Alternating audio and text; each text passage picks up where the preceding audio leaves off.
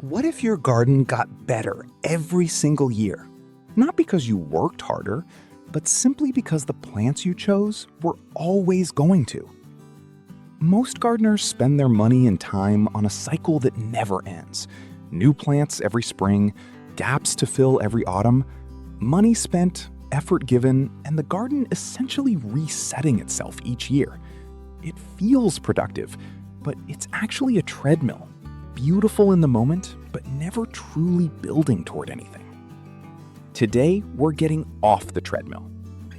The 12 plants I'm sharing with you are what I call forever flowers, perennials that don't just survive year after year, but actively improve. They spread, they deepen their roots, they produce more flowers, more structure, more impact with every season that passes. You stop replacing and start accumulating. And for each one, I'm going to tell you the zones where it genuinely thrives and the zones where it will struggle, because choosing the right plant for your climate is the single most powerful thing you can do for a low-effort, high-reward landscape. 12 plants, a lifetime of results. Let's build something.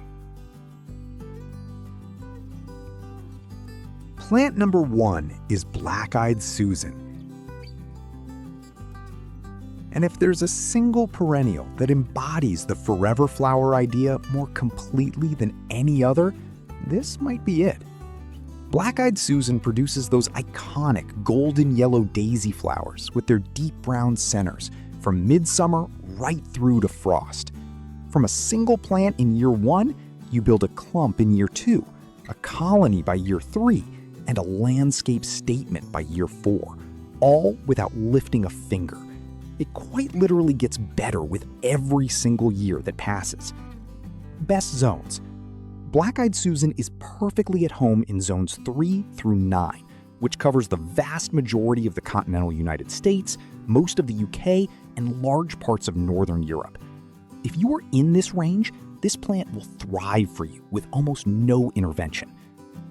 Zones to watch. In zone 10 and above, the hot, humid subtropics of southern Florida, coastal California, and similar climates, Black-Eyed Susan often struggles with the combination of intense heat and high humidity, which can lead to fungal issues and shortened lifespan. In these warmer zones, treat it as a short-lived perennial or choose a heat-adapted substitute. Why it's a forever flower. Self-seeds freely, spreads by clump expansion, and returns more vigorously every year. One plant in year 1 becomes a landscape feature by year 3. Leave the seed heads standing through winter. They feed birds through the cold months, and the seeds that fall ensure a continuous supply of new plants filling any gaps the following spring.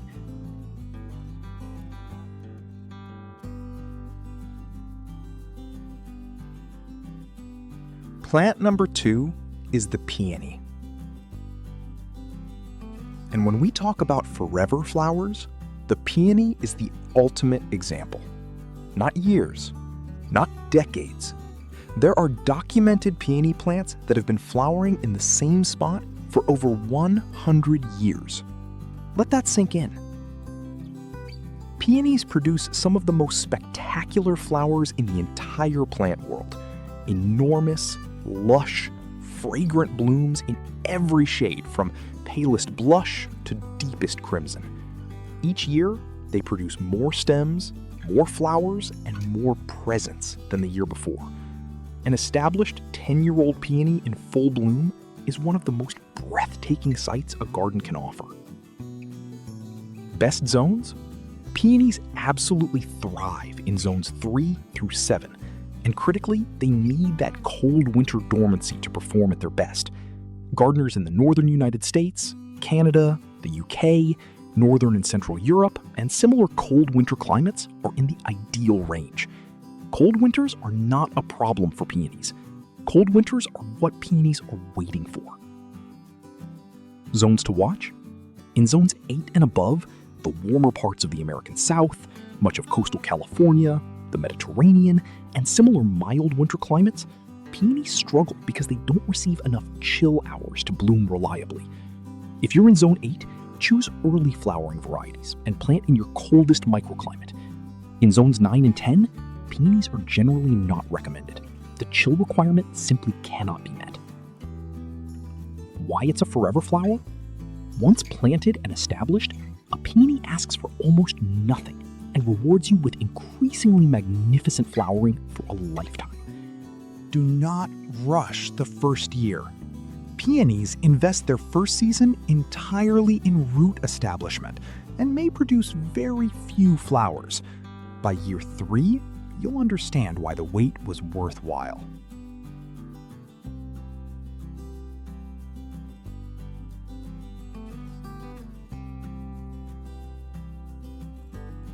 Plant number 3 is perennial salvia. And for sheer season-long landscape value in a sunny border, very few plants can compete with this one. Perennial salvia produces tall, elegant flower spikes in rich purple blue, deep violet, and soft pink from late spring onward. And here's what makes it a true forever flower. When you cut it back after the first flush, it rebounds with a full second wave of blooms, and sometimes a third. Over an entire season, a well-managed salvia delivers more cumulative flowering than almost any other perennial in the landscape. Best zones. Perennial salvia is reliably hardy in zones 4 through 9, covering most of the temperate world. In these zones, it returns dependably every spring, grows larger and more impressive each year, and handles both heat and cold with equal composure. If you're in this range, this is one of the most dependable forever flowers you can plant. Zones to watch. In Zone 3 and colder, the most extreme northern climates of Canada, Scandinavia, and similar regions, perennial salvia can struggle through the harshest winters. In these zones, apply a thick mulch over the crown in late autumn to protect the root system. In Zone 10 and above, the hot, humid tropics, it tends to be short-lived and is better treated as an annual. Why it's a forever flower? Returns every year, expands steadily into a more impressive clump, and reblooms multiple times per season with minimal encouragement from you. The Chelsea chop, cutting the plant back by half in late May or early June, delays the first flush slightly, but produces more, better branched flower stems and extends the season significantly into autumn.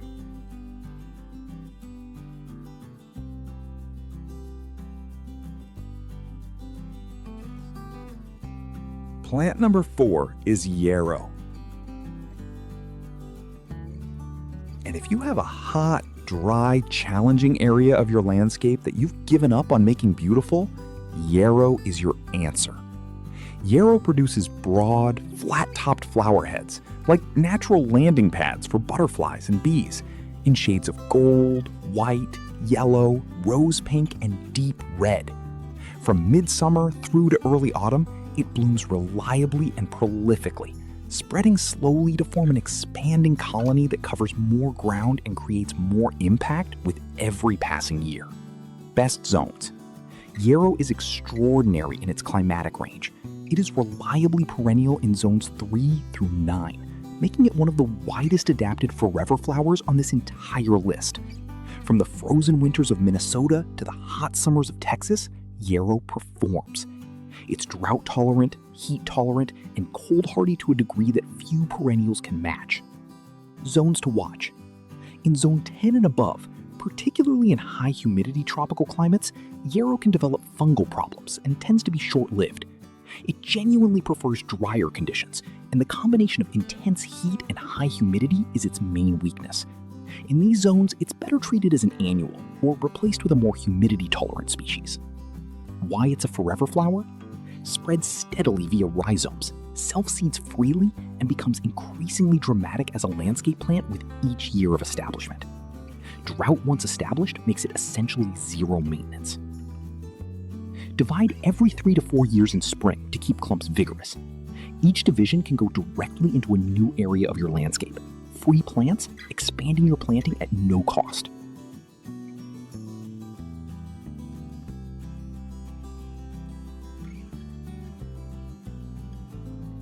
Plant number 5 is coneflower. one of the most beloved, most planted, and most ecologically valuable forever flowers available to any gardener in the temperate world. Coneflower produces those iconic daisy flowers with raised dome-shaped centers in shades of purple pink, white, orange, and gold from midsummer through to autumn. Each plant self-seeds freely, spreads steadily from the crown, and produces more flower stems each year, turning a single plant into a landscape drift over the course of 3 to 4 seasons with no effort on your part. Best zones. Coneflower thrives in zones 3 through 8, a vast range that makes it reliably available to the majority of gardeners in North America, the UK, Northern and Central Europe, and similar temperate climates. In these zones, it is essentially indestructible, drought-tolerant, cold-hardy, heat-resistant, and self-sustaining. Zones to watch.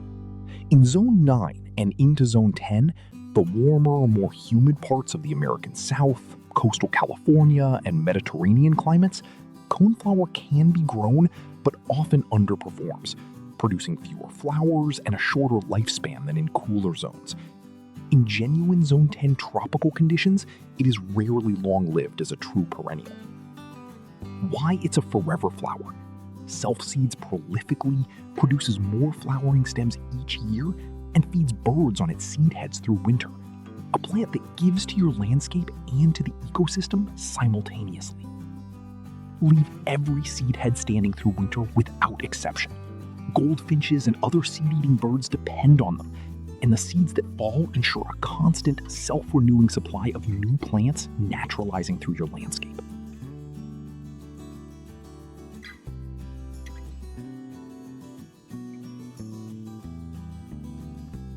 Plant number 6 is the daylily.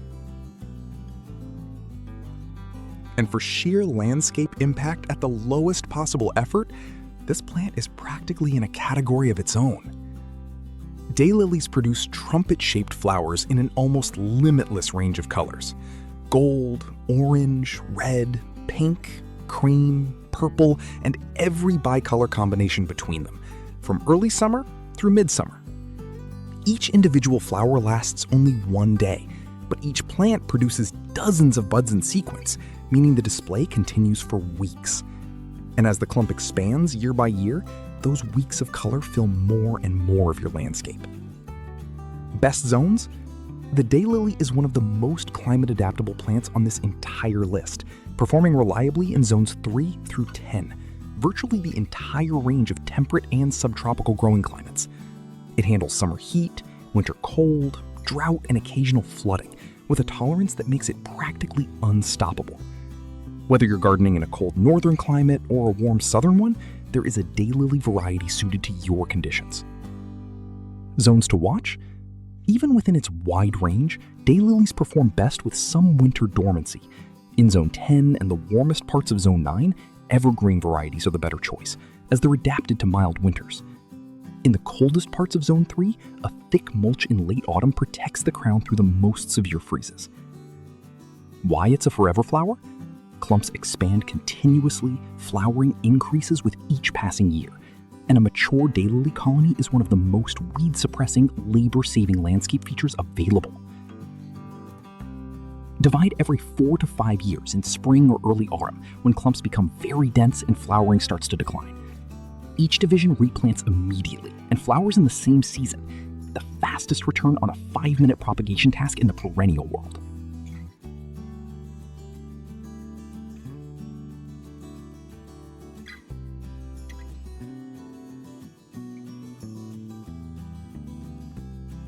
Plant number 7 requires the most patience of anything on this list, but it also delivers the most spectacular long-term reward. False indigo, Baptisia. Baptisia produces tall, architectural spikes of indigo blue flowers, resembling a large, wild lupin in late spring, above attractive blue-green foliage. After flowering, distinctive inflated black seed pods develop that rattle dramatically in the autumn wind and add weeks of additional landscape interest. The plant forms an increasingly large, shrub-like clump year after year, eventually reaching 1 meter tall and wide, that requires no staking, no dividing, and virtually no maintenance of any kind. Best zones. Baptisia is exceptionally hardy, thriving in zones 3 through 9, a wide range that covers most of North America and Northern Europe. Once established, and this is the key phrase with Baptisia, it is one of the most drought-tolerant, self-sufficient perennials available. It develops a deep taproot system that makes it virtually indestructible once past its establishment phase. Zones to watch. In zone 10 and above, and in high humidity subtropical climates, Baptisia is generally not well adapted. The combination of heat, humidity, and lack of winter dormancy shortens its life significantly. In these climates, it is better replaced with a more heat-tolerant alternative. Why it's a forever flower. Invest 3 years establishing Baptisia, and you gain 30 years of a magnificent, zero-maintenance landscape specimen. It genuinely does not need you after year 3. Never move an established Baptisia. It develops such a deep, extensive taproot that transplanting a mature specimen almost always ends badly. Choose the right spot from the beginning, sunny and well-drained, and plant it there permanently.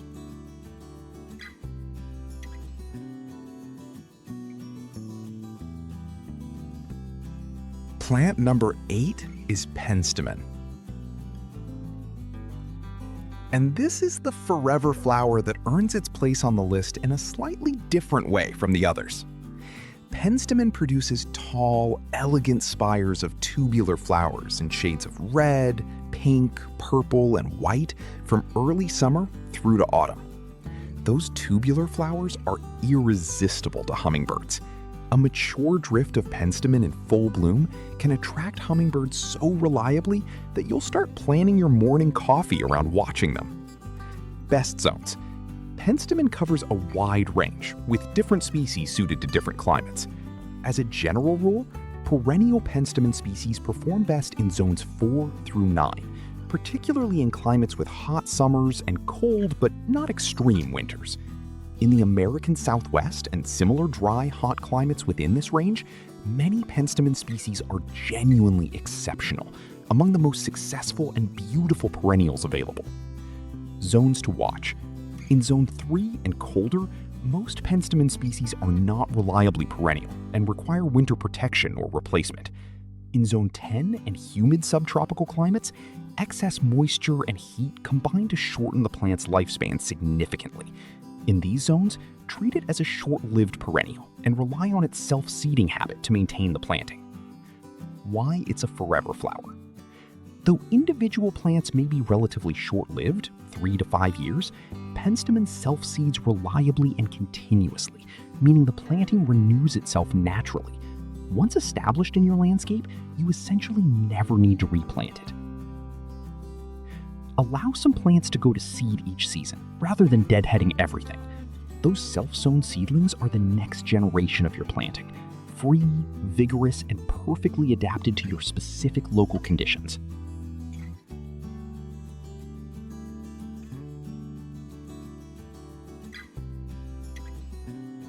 Plant number 9 is agastache, hummingbird mint. And this is the forever flower that saves your landscape's late summer. By August, many perennial plantings have wound down. The spring and early summer bloomers are finished, and the autumn plants haven't quite arrived. Agastache fills that gap with absolute authority, producing long, dense flower spikes in orange, red, purple, and blue from July right through to October. It's the garden's second act, arriving exactly when the first act has taken its bow. Best zones. Agastache performs best in zones 5 through 10, making it one of the more heat-tolerant forever flowers on this list. In warm, dry climates, the American Southwest, Mediterranean climates, and similar sunny, low-humidity regions, it is genuinely exceptional, producing the longest flowering seasons and the most vigorous plants. In the warmer zones of 8, 9, and 10, it often behaves as a fully reliable evergreen perennial. Zones to watch. In zones 4 and colder, agastache can be grown, but winter survival becomes less certain. A sheltered position and excellent drainage are essential. The number one killer of agastache in cold climates is not the cold itself, but wet, waterlogged soil over winter. In zone 3, it is generally better treated as an annual or given heavy winter protection. Why it's a forever flower. It self-seeds freely, the aromatic foliage deters deer and rabbits, and in the right climate, it becomes a permanent, self-sustaining landscape feature that grows more impressive with each passing season. Drainage is non-negotiable for agastache. If your soil is heavy or tends to hold moisture in winter, either improve drainage before planting or grow it in raised beds. Give it that, and it will give you years of spectacular late-season color in return.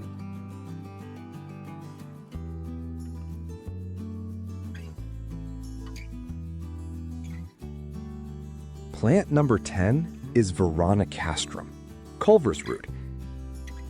And this is the forever flower that brings genuine vertical architecture to your landscape. Veronicastrum produces tall, slender, candelabra-like spires of tiny white or pale lavender flowers in midsummer, rising to 1.5 meters or more, that create an extraordinary sense of height, lightness, and movement in a planting. In a naturalistic or prairie-style landscape, its elegant form works as a living vertical sculpture, rising above shorter companions and creating a sense of depth and structure that ground-level plants simply cannot achieve. Best zones? Veronicastrum is native to North American prairies and woodlands, and it thrives in zones 3 through 8, making it one of the most cold-hardy, large-statured perennials available. In these zones, it is a genuinely long-lived, self-sufficient landscape plant that expands quietly year after year into an increasingly impressive specimen. Zones to watch? In zone 9 and above, particularly in hot, dry climates, Veronicastrum struggles with summer heat and tends toward shorter life. It prefers climates that offer a genuine cool season, and in consistently warm climates, it should be given a shadier, more sheltered position and reliable irrigation. Why it's a forever flower? Grows larger and more structurally dramatic every year, requires virtually no maintenance once established, and provides late-season seed heads that persist into winter, extending its landscape contribution well beyond the flowering season. Plant Veronicastrum in groups of 3 or 5, rather than as individual specimens. The repeated vertical element creates a rhythm through a planting that is one of the most effective and sophisticated landscape design techniques available.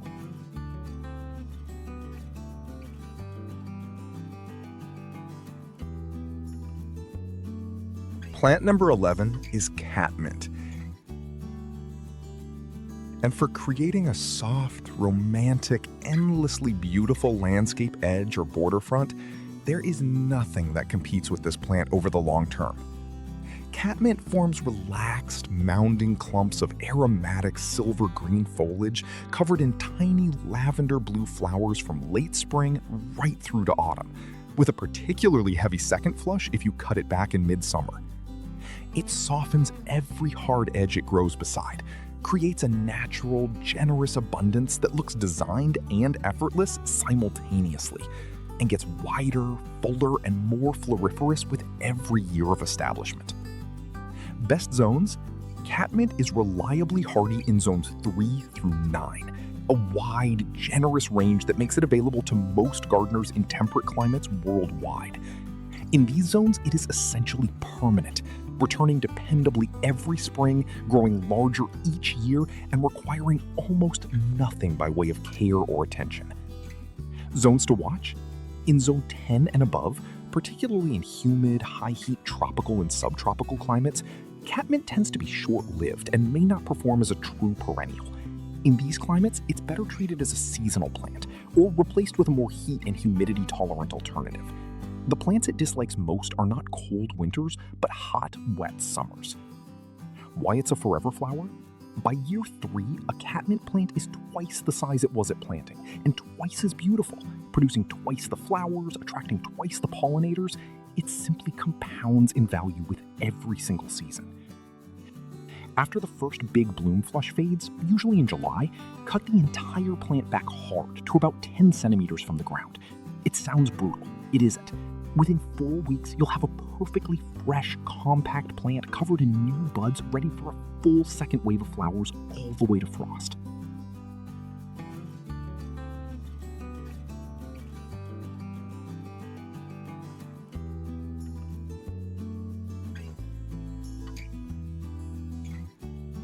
We close the list with the most dramatic forever flower of all, and the one that will genuinely make people stop their cars when it's in full summer bloom. Rudbeckia maxima, the giant coneflower, is not like the familiar garden coneflower. This is something else entirely. It reaches 2 meters tall, producing large blue-gray basal leaves at ground level, and then tall architectural stems topped with golden petals dramatically drooping around an elongated dark central cone. In a naturalistic or prairie-style landscape, it is one of the most structurally spectacular plants available. Best zones. Rudbeckia maxima thrives in zones 4 through 9, covering most of temperate North America and similar climates worldwide. It handles summer heat, drought once established, and cold winters with equal reliability. In its best zones, it becomes a permanent, spreading colony that creates an increasingly dramatic landscape statement every year without any intervention. Zones to watch? In Zone 3 and colder, the most extreme northern climates, survival is possible but not guaranteed without winter mulching. Apply a generous layer of mulch over the crown in late autumn, and it will come through all but the very hardest winters. In Zone 10 and above, the lack of winter dormancy and the intensity of subtropical heat shortens its life. Treat it as a shorter-lived perennial or an annual in these climates. Why it's a forever flower? 4 seasons of landscape interest in one plant. Dramatic flowers from midsummer through autumn. Architectural seed heads that feed birds through winter. Bold basal foliage that emerges in spring before almost anything else does. A plant that, once established, creates a landscape moment every single month of the year. Plant Rudbeckia maxima at the back of a border or in the center of an island bed where its height works as a vertical focal point. Give it space. A mature plant will spread slowly to form a colony, and let it do what it does best. Turn your landscape into something truly unforgettable.